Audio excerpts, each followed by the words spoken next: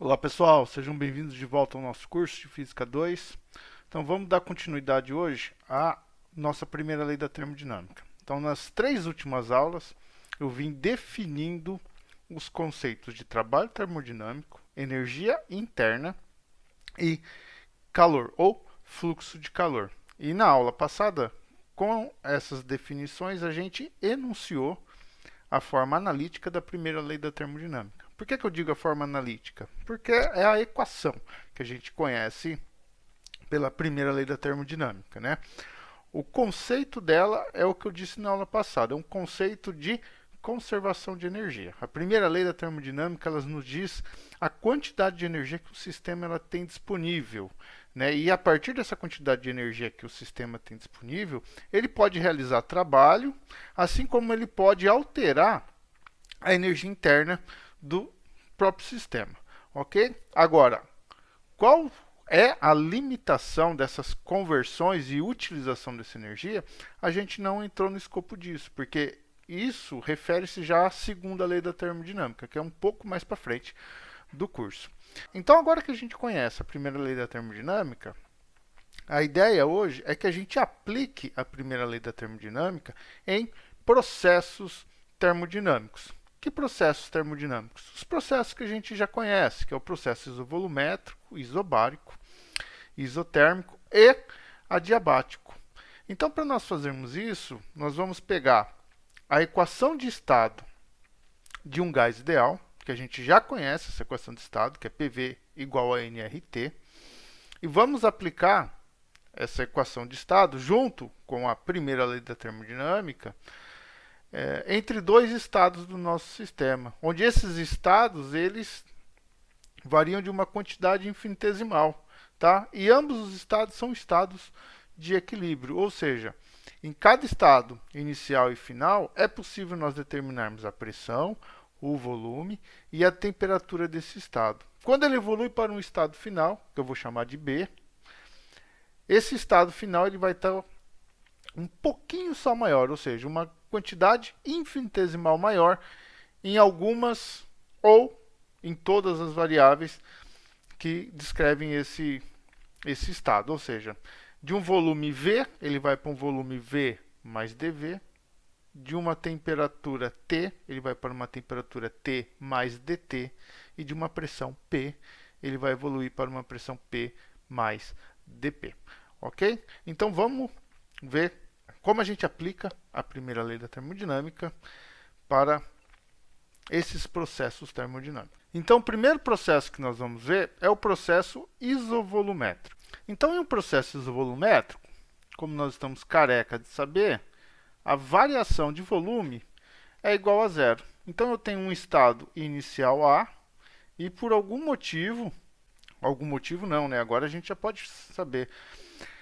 Por um processo aqui de absorção de calor, o meu estado ele evolui do meu estado A para o meu estado B, ok? Então, nesse processo, o que vai acontecer? Da forma como a gente coloca no diagrama PV, às vezes não fica muito interpretativo. Por quê? Porque no diagrama PV que eu estou colocando aqui, eu tenho apenas uma curva, que é a curva que eu quero representar o meu processo, que é o processo isovolumétrico. Então, é sempre útil para cada estado que a gente tiver no nosso sistema estudando, a gente possa desenhar as curvas isotérmicas desses estados. Então, ou seja, no meu estado A, eu tenho aqui uma curva isotérmica, cuja temperatura é TA ao longo dela, e no meu estado B, eu também tenho aqui uma curva isotérmica, cuja temperatura ao longo dela é TB. E conforme essas curvas ficam mais e mais distantes do meu eixo, maior é a temperatura. Ou seja, a temperatura do meu ponto B ela é maior do que a temperatura do meu ponto A. Então, o que está acontecendo aqui? Acontece o seguinte, quando eu tenho meu sisteminha lá parado e eu venho aqui e jogo calor dentro do meu sistema, o que acontece com o meu sistema? Meu sistema ele vai se expandir? Não, ele não vai se expandir. Por quê? Porque o volume permanece o mesmo. É um volume V0.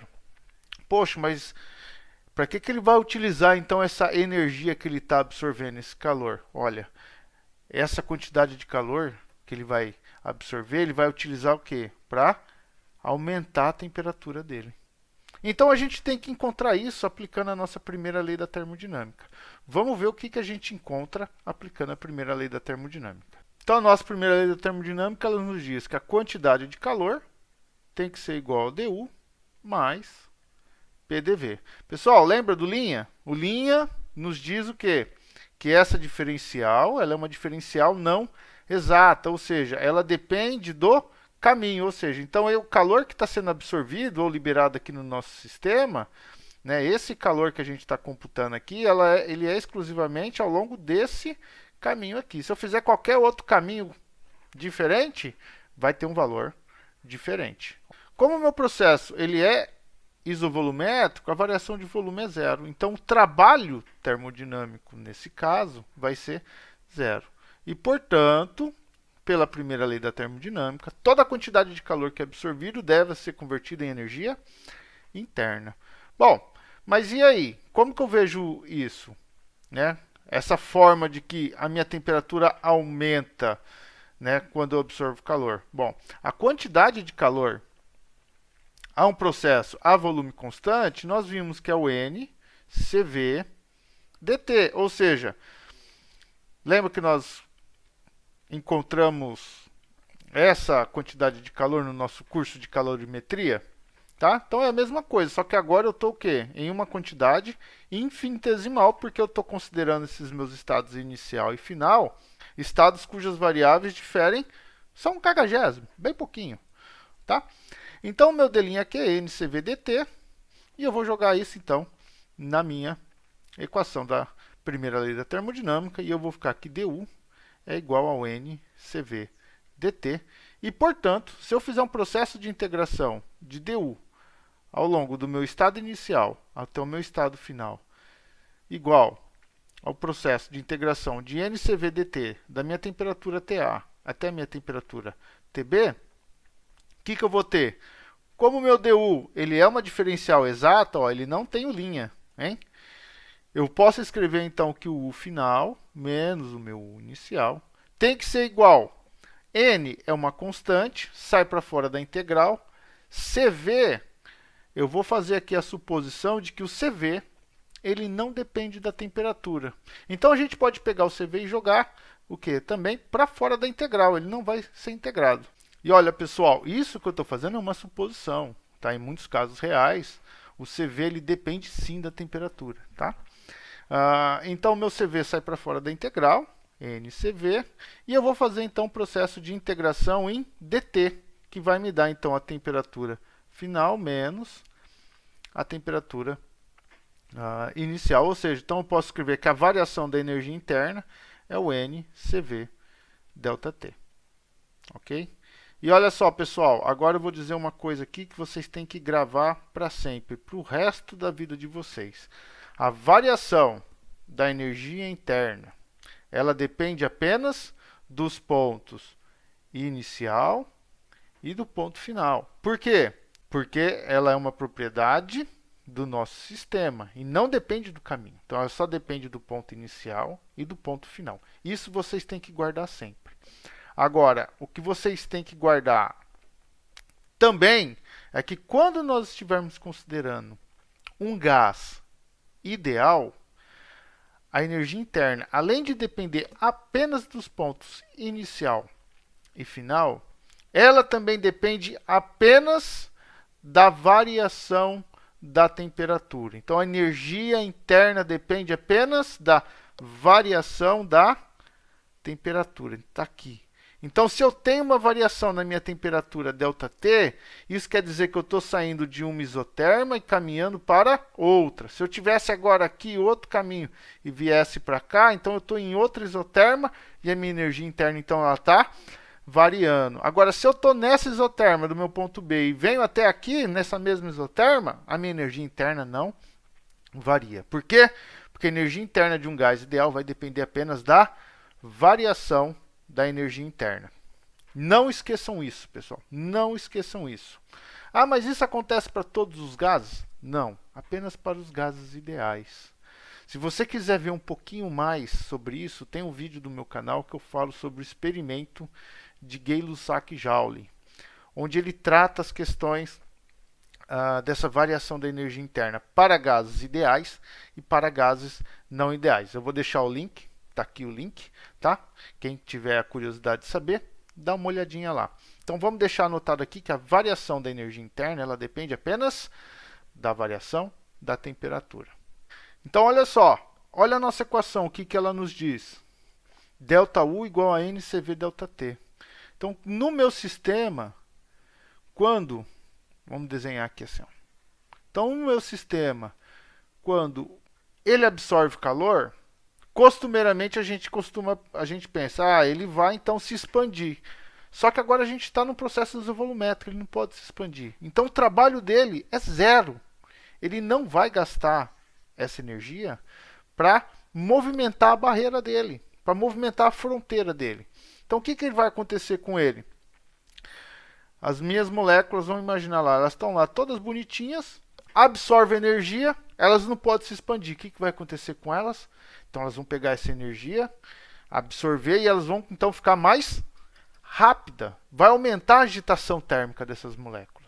E quando a gente aumenta a agitação térmica das moléculas, a agitação térmica das moléculas está intimamente relacionada com a temperatura dessas moléculas.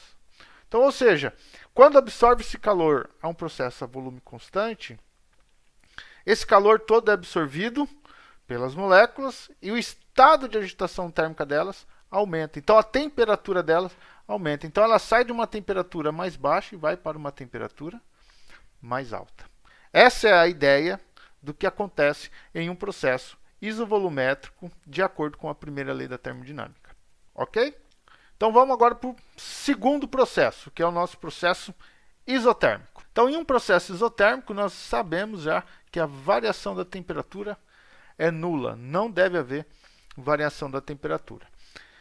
Assim como no processo volumétrico, é sempre bom a gente pegar e desenhar o nosso diagrama PV.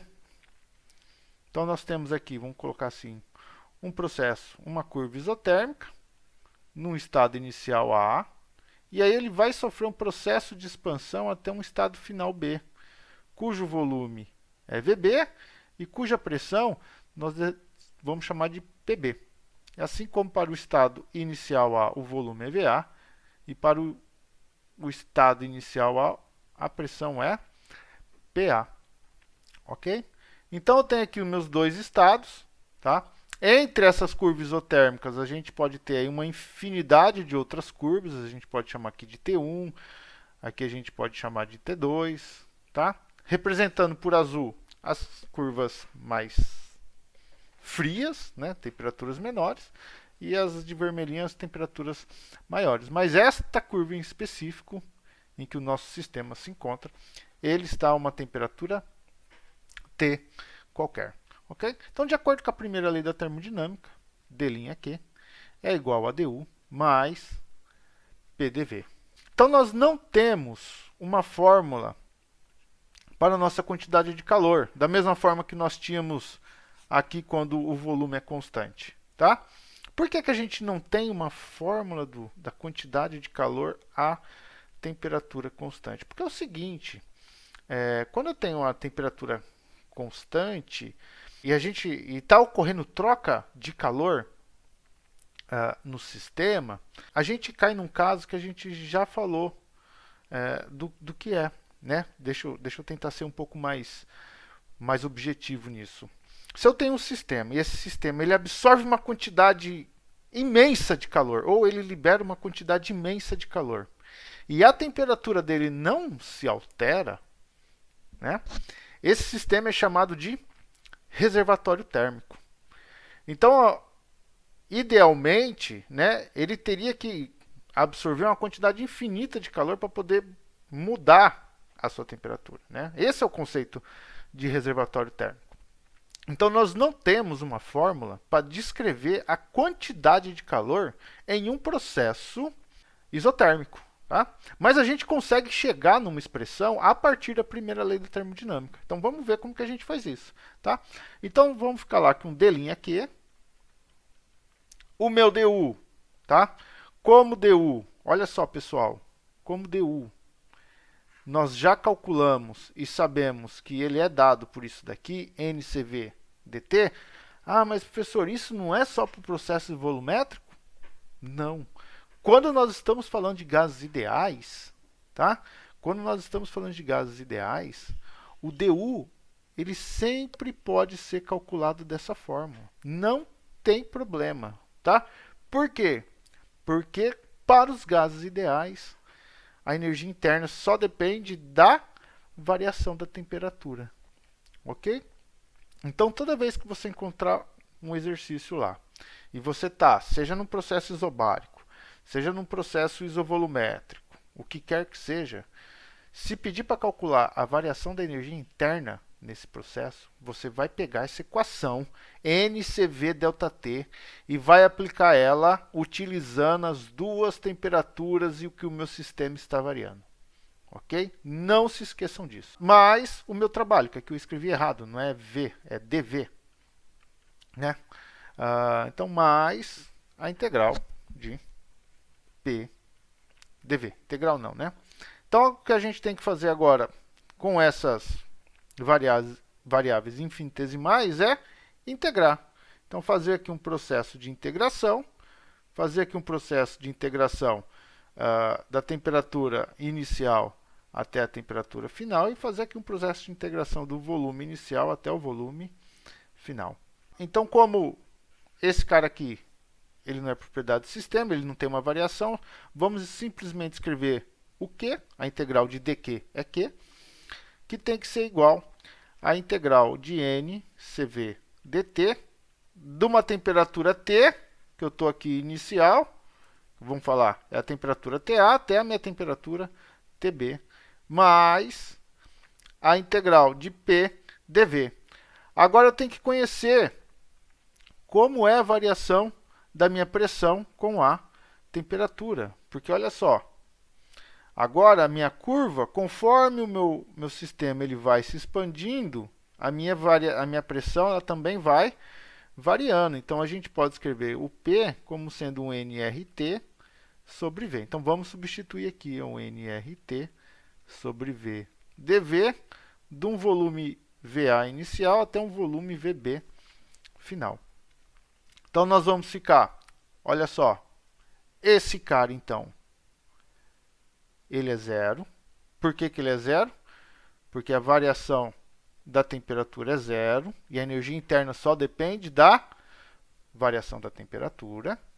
Então eu tenho que Q é igual a zero, mas nRT é constante. Então ele pode cair para fora do nosso processo de integração. nRT integral de VA até VB de dV sobre V. Então nós temos que a quantidade de calor absorvida para que possa ocorrer, então vamos falar assim, ó, que está aqui absorvendo uma quantidade de calor, para que o sistema ele possa se expandir, ele é dado por um nRT ln de VB sobre VA. Então tá aí. Ah, mas o que isso representa para a gente? Bom, quando eu tenho uma variação positiva de calor, de volume, o meu ln ele é positivo.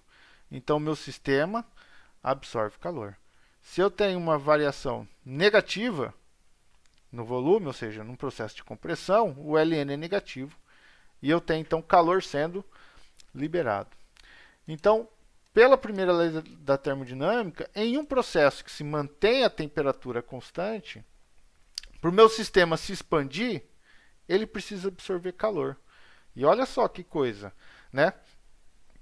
Muitas vezes, a primeira vez que a gente definiu o fluxo de calor foi que o fluxo de calor como sendo uma energia que existia entre dois corpos com temperaturas diferentes.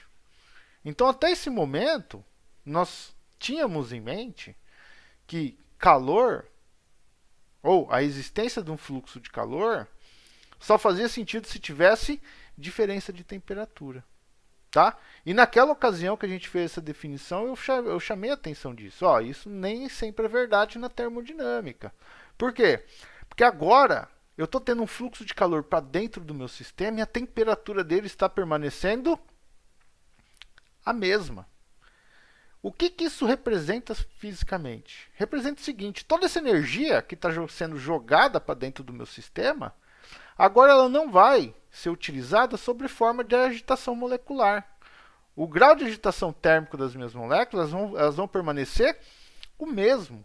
E essa energia que está sendo jogada para dentro do sistema, ela vai ser toda utilizada para o quê? Para mover a fronteira do sistema. Para o meu sistema poder fazer um processo de expansão. Da mesma forma, se a gente pensar num processo de compressão. Tá?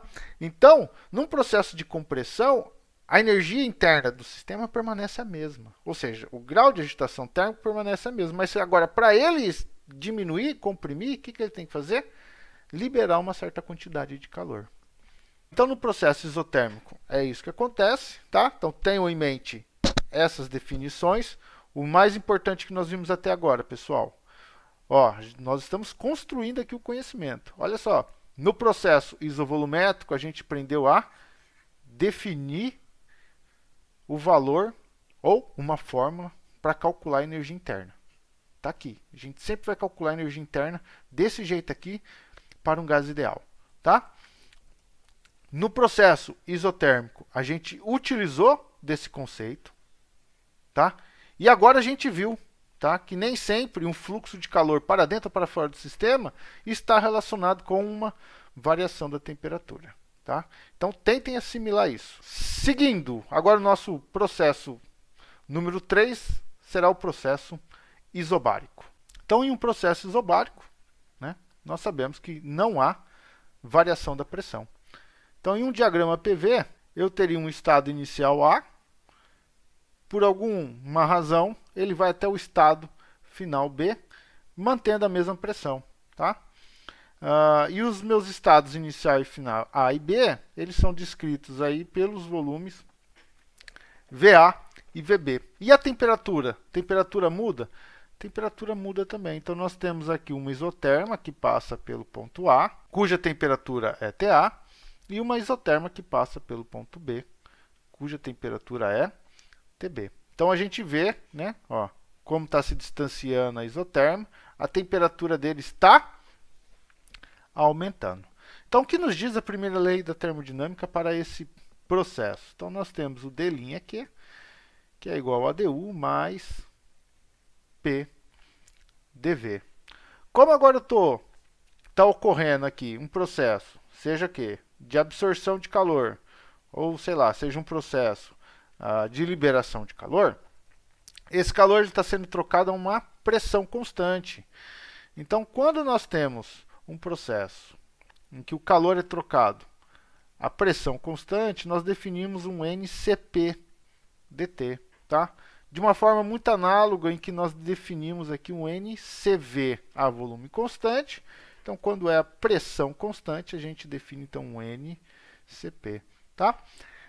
E isso está de encontro com a nossa teoria que a gente já viu, né? Que naquele momento em que eu coloquei a definição de fluxo de calor para vocês, de quantidade de calor para vocês, eu falei, ó, o calor trocado entre os corpos, eles dependem também do processo. Então, nós tínhamos processos a volume constante e os processos a pressão constante. E eu coloquei a curva dos calores específicos, a pressão e a volume constante, mostrando a diferença para vocês. Tá?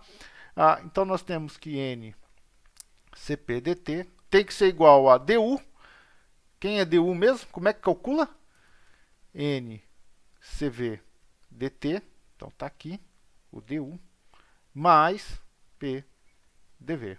Então, isso vai ficar como sendo a integral da temperatura de TA até a temperatura de TB, de Cp dt, igual à integral de TA a TB de NCV dt, mais a integral do volume VA até o volume VB de P dV. Ok? Então, aí, fazendo a forte suposição de que Cp e Cv são independentes da temperatura, a gente pode tirar esses dois termos para fora da integral e nós vamos ficar então que um NCP TB menos TA é igual a um NCV TB menos TA. A pressão ela é constante, sai para fora do processo de integração e a gente só faz a integração de dV, que dá a variação do volume. Então, é P VB menos VA. Então, nós podemos escrever CP ΔT igual a NCV ΔT mais P ΔV. Tá?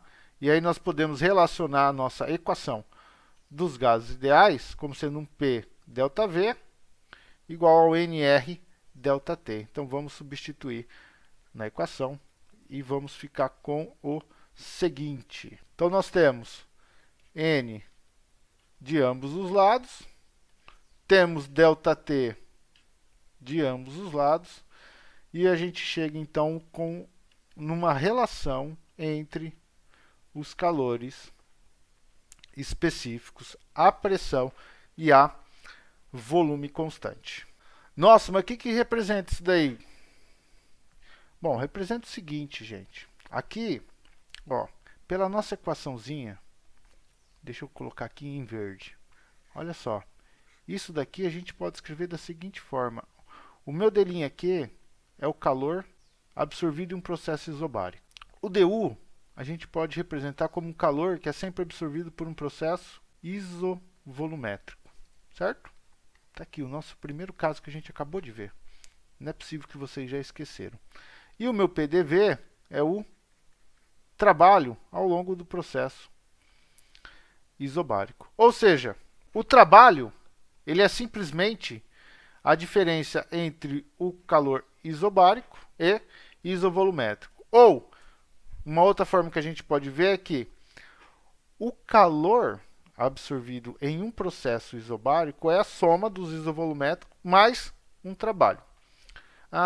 O que isso representa? Esse termo trabalho é um termo de conversão de energia. Lembra que eu falei para vocês? Toda vez que vocês veem um trabalho é o quê? Uma conversão de energia. Então, para você aumentar a temperatura de um sistema ou de um corpo a pressão constante, você tem que fornecer mais calor do que você o faria se o fizesse a volume constante. Por que você tem que ofertar mais calor para aumentar essa temperatura desse corpo? Simplesmente porque parte desse calor que você está jogando para dentro do sistema, ele vai ser convertido em trabalho, certo? Então ele não vai ser exclusivamente utilizado para aumentar a temperatura do corpo. Parte desse calor vai ser convertido vai ser utilizado em trabalho. Então você tem que jogar uma quantidade a mais de energia para poder chegar naquela temperatura. Então, se eu imaginar, eu desenhei ali muito, as minhas isotermas, elas estão muito ruins. Na verdade, a gente poderia desenhar algo assim. Não. Vou pegar num livro. Aqui, peguei no livro. Olha só, essa parte aqui, entre temperatura TB e temperatura TA, a gente consegue ir jogando simplesmente um calor a volume constante. Agora, essa parte aqui, entre TA e também entre TB, o que eu tenho que fazer? Além de eu jogar essa quantidade de calor aqui, o meu corpo realiza trabalho.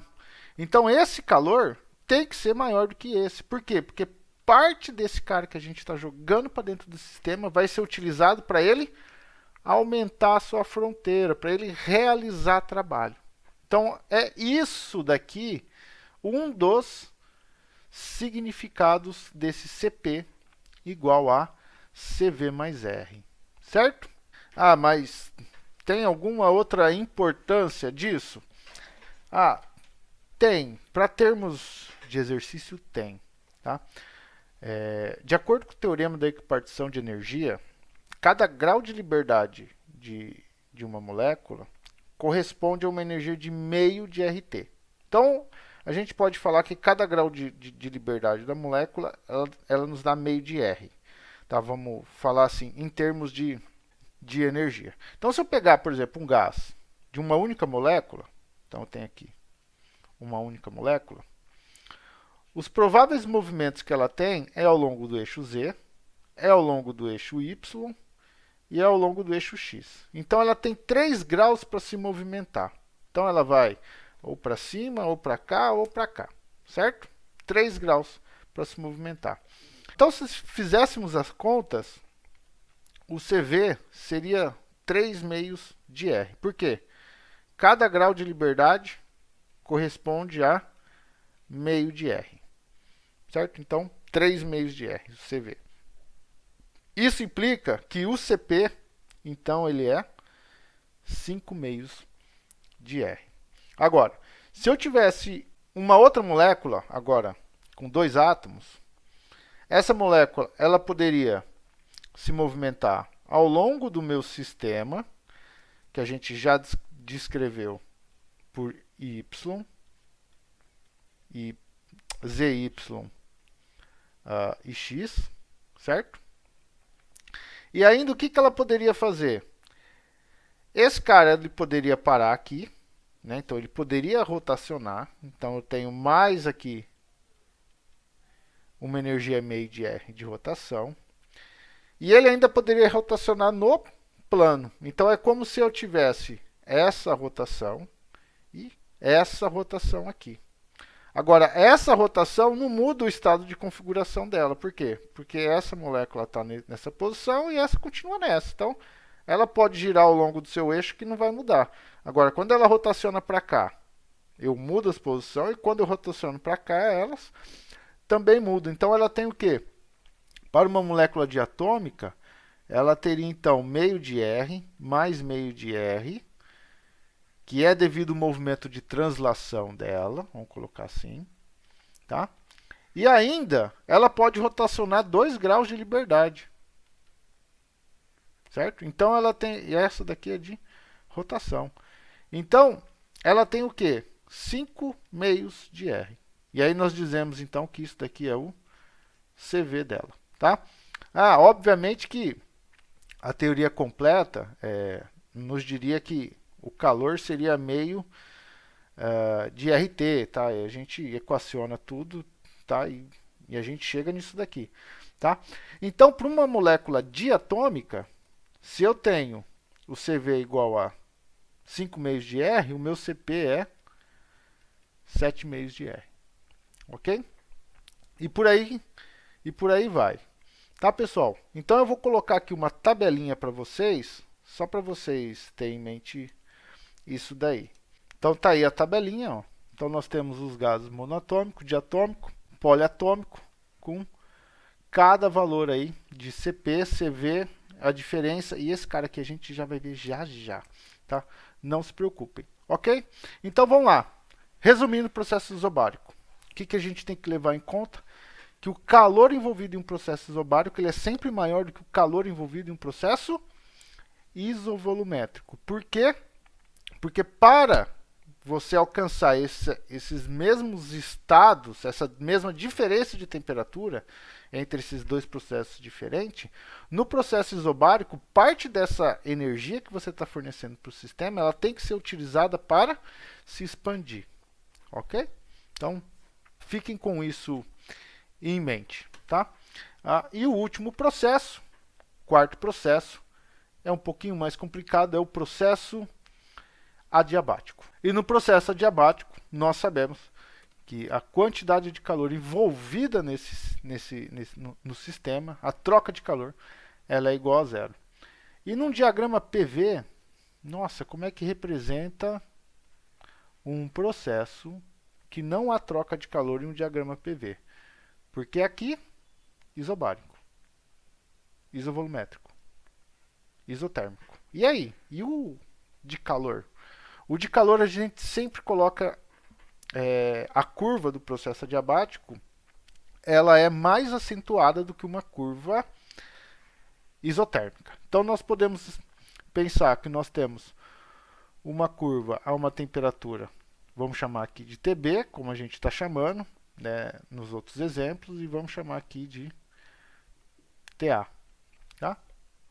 Então nós saímos do estado inicial A, sempre, e chegamos no estado final B. Então é essa curva aqui. Tá? Então do estado A para o estado B, a gente tem essa curva aí. Então, no estado A, nós temos um volume VA e uma pressão PA, e no meu estado B, um volume VB e uma pressão PB. E de acordo com a primeira lei da termodinâmica, D' Q é igual a DU mais PDV, nós vamos ficar que zero é igual a DU mais PDV, ou seja, PDV é igual a menos DU. Lembrando, pessoal, que esse cara aqui, nas nossas aulas de energia interna, é o que eu estava chamando de trabalho adiabático. Ok? E o que está representando, então, a nossa equação? Representa o seguinte, olha só, uma variação positiva do volume, ou seja, para um processo de expansão, a energia interna diminui. Então, ou seja, para eu sair do meu estado B e chegar no meu estado A, que é o processo de expansão, a temperatura do meu sistema cai. E, novamente, não é porque não está havendo diferença. Opa, desculpa. Não é porque está havendo, deixando de ter fluxo de calor entre o meu sistema, que a temperatura ela vai permanecer constante. Da mesma forma que no caso isotérmico, em que havia fluxo de calor e a temperatura não mudava. Tá? Parece contraditório, mas não é. Tá? E quando eu tenho, então, uma compressão adiabática, a energia interna do meu sistema aumenta, ou seja, a temperatura do meu sistema aumenta.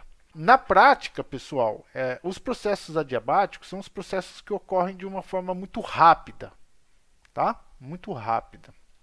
Então, um exemplo que os livros sempre trazem é, por exemplo, quando abre-se uma latinha de refrigerante ou de qualquer bebida carbonatada, né? Porque você tem uma pressão do seu volume, uma pressão do seu gás ali dentro da latinha, e quando você abre ela, há um processo de expansão muito rápido do gás. E como ele se expande muito rápido, a temperatura do gás diminui. E se ela diminui, ela fica aquela névoa, como se fosse, né, uma névoa branquinha, né, mais fria. Então eu tenho aqui, deixa eu só deixar escrito que na expansão a energia interna diminui e na compressão aumenta. Bom, então vamos equacionar os processos adiabáticos entre esses dois estados de equilíbrio aqui. Tá? Então, pela primeira lei, nós ficamos com zero, que é igual a du mais pdv. Então, nós temos zero. du, nós já sabemos calcular, é um ncv dt mais pdv. Então, eu posso escrever a minha equação dessa forma. Por que eu estou fazendo isso? Porque agora eu estou colocando dt com t e dv com v, tá? Então, na minha expressão agora, eu tenho as mesmas variáveis. Aqui não, aqui eu tinha p, v e t. Pô, aí fica difícil a gente resolver uma equação, né? Então, eu posso cancelar, né, os meus r's, eles vão ser indiferentes. E eu vou escrever agora a equação da seguinte forma. Ou seja, eu fiz simplesmente aí uma separação de variáveis. Deixei dt com t e dv com v. E eu vou fazer então um processo de integração indefinida, dt sobre t, integral de dt sobre t, mais a integral de r cv dv sobre v, e isso daqui tem que me dar aí uma constante a qualquer. Como assim uma constante? Uma constante. Mas se você deriva uma constante, dá zero. Derivado inverso da integral, então, sei lá, chama de uma constante qualquer, o que você quiser. Então eu vou ficar aqui, a integral de dt sobre t, é o ln de t, mais r sobre cv, são constantes que independem do volume. Então fica a integral de dv sobre v, que é o ln de v, igual a constante a. E aí eu vou escrever a equação da seguinte forma. Então eu usei a definição do processo isobárico, tá? Que a gente tinha feito isso daqui, e substituir a minha variável R. Então isso vai nos dar que o ln de t mais Cp sobre Cv menos 1 vezes o ln de V é igual a uma constante. E vamos definir aí então uma nova grandeza, tá? Adimensional, que é a razão entre os calores específicos, a pressão constante e a volume constante. Em alguns livros isso traz como alguma coisa de Poisson, coeficiente de Poisson, tá? Mas eu vejo isso em livros didáticos do ensino médio. Eu acho que eu nunca vi isso, talvez num livro de ensino superior. Então, e eu não tenho certeza, tá? Então eu não vou fazer nenhum tipo de definição com esse nome, tá? Vamos considerar apenas que o gama é a razão entre os calores específicos. Então nós vamos ficar que o ln de t mais gama menos 1 ln de V é igual a uma constante. Então ln de t mais ln de V elevado a gama menos 1, né? Já que eu posso, então, eu tenho essa propriedade dos ln, que é igual a A. E, portanto, eu vou escrever que TV elevado a gama menos 1 é igual a uma constante à linha, tá? Já que eu tirei o ln, né? Tá? Aqui, ó, então é o ln da soma é igual ao produto, e eu escrevi dessa forma aí, tá? Ou seja, o que representa TV elevado a gama menos 1 igual a uma constante? Significa o seguinte, que ao longo desses meus dois processos A e B, por uma curva adiabática, o produto TV, TA, VA elevado a gama menos 1 é igual ao produto TB, VB elevado a gama menos 1. Tá? Então vamos deixar isso daí explícito para vocês. Então tá aí, tá? É isso que significa essa constante a linha, tá? E a gente ainda pode mostrar outras duas relações, já que no meu processo adiabático, tanto pressão, quanto volume, quanto temperatura se alteram. É o processo demoníaco adiabático, é o mais difícil da gente calcular, tá? Então nós temos também que o PV elevado a gama também é uma constante, vou escrever aqui constante. Ou seja, o que significa? Significa que eu posso escrever PA, VA elevado a gama é igual a PB, VB elevado a gama. E ainda a gente pode mostrar que TP elevado a 1 menos gama dividido por gama também é constante. Como é que faz isso? Bom, essa primeira relação aqui, pessoal, ela é bem simples. É só você chegar e substituir nRT aqui que vocês chegam aqui. Tá? Ela é bem simples. Agora, a segunda relação, a gente precisa de fazer o uso de uma equação diferencial, tá? Para chegar até aqui. Tá? Então, não dá para a gente demonstrar isso nos livros do curso de Física 2, mas no curso avançado de termodinâmica é possível fazer essa demonstração. E então, a novidade aqui no processo adiabático é justamente quem? O gama, que é a razão entre as capacidades caloríficas, a pressão e a volume constante. E a gente viu que esse gama, ele depende então, olha só, do tipo do meu gás. Para um gás monoatômico, eles vão ter sempre esse valor. Para um gás diatômico, esse valor, um gás poliatômico, esse valor. Então eles são assim aproximadamente constantes, tá?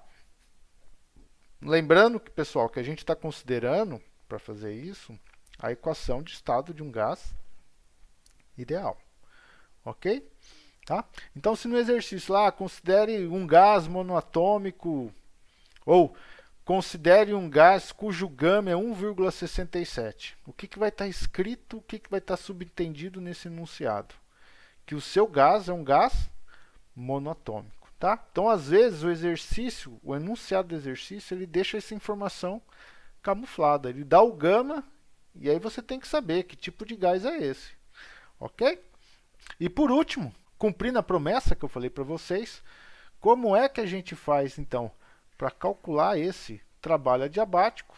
Que a gente precisa ter uma expressão, já que eu fiquei falando para vocês da energia interna, trabalho adiabático, não sei o que, não sei o que lá. Então, vamos calcular a expressão para esse trabalho adiabático. Então, na primeira lei da termodinâmica, du mais um d'W adiabático, que é o nosso termo PDV, daquela nossa equação. Então, eu vou ficar que o trabalho linha adiabático é menos o du, que é menos NCV dt. Então, o trabalho adiabático, que é igual, né? Aí eu estou fazendo um processo de integração, ele vai ser menos NCV da integral de dt de TA a TB. Então, isso é menos NCV TB menos TA. E aí a gente pode deixar ele um pouco mais complicado, essa expressão do trabalho adiabático. Então, vamos deixar que é o N menos NCV. O TB, então eu posso escrever como PB VB dividido por NR menos PA VA dividido por NR, que eu estou usando a equação de estado do gás ideal. Tá? Então, o N aqui a gente cancela, sem problema nenhum. E aí eu vou escrever, então, CV sobre R, PA VA menos PB VB. Tá? Então, repare que eu inverti a ordem, ó, do PA e do VA, tá? E sumi com um sinal de menos. Tá? Então, eu fiz isso. E aí a gente consegue, então, escrever esse termo aqui em função do parâmetro novo que a gente acabou de conhecer, que é o gama. Tá? Então, como gama ele é CP sobre CV, então a gente escreve CV vezes gama igual a CP. Então, CV vezes gama é CV mais R, tá? A gente acabou de fazer essa relação no processo isobárico. Então, eu vou escrever que CV, que multiplica gama menos 1, é igual a R. Então, CV sobre R é 1 dividido por gama menos 1. Portanto, o trabalho adiabático ele vai ser dado por 1, que multiplica gama menos 1, PAVA menos PBVB. Está aí a expressãozinha que está em todos os livros de Física 2. Certo, pessoal? Então, a aula de hoje é isso. Espero que vocês tenham entendido. Fica aqui, mais uma vez, o apelo para vocês não se esquecerem. Energia interna só depende dos pontos inicial e final. E, para o caso de um gás ideal, só depende da variação da temperatura. E a gente calcula ela como sendo NCV ΔT. No processo isobárico, a quantidade de calor que você tem que fornecer para o sistema, ela tem que ser maior do que considerado um processo isovolumétrico, se você quiser alcançar esses mesmos dois estados, porque parte desse calor que vai ser jogado para dentro do sistema, ele vai ser convertido em trabalho para o meu sistema se expandir. E num processo isotérmico, embora a temperatura seja constante, há fluxo de calor. E para que esse fluxo de calor é utilizado? Para expandir ou contrair o meu sistema. E num trabalho adiabático ou num processo adiabático, embora não haja fluxo de calor para dentro ou para fora do sistema, ocorre a mudança de temperatura. Ou seja, em um processo adiabático, o meu gás ele pode tanto aquecer quanto se esfriar. Certo, pessoal? Então, a aula de hoje é isso. Espero que vocês tenham entendido tudo. Qualquer dúvida ou sugestão, me manda um e-mail. Está aqui, vocês já conhecem. Vai ser um prazer respondê-los. Tchau, tchau. Até mais.